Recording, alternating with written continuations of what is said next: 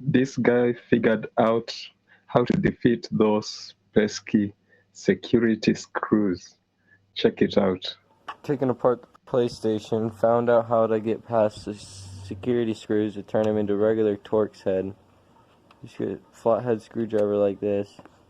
It's got that little thing in the center. You just go like this, and you twist it around.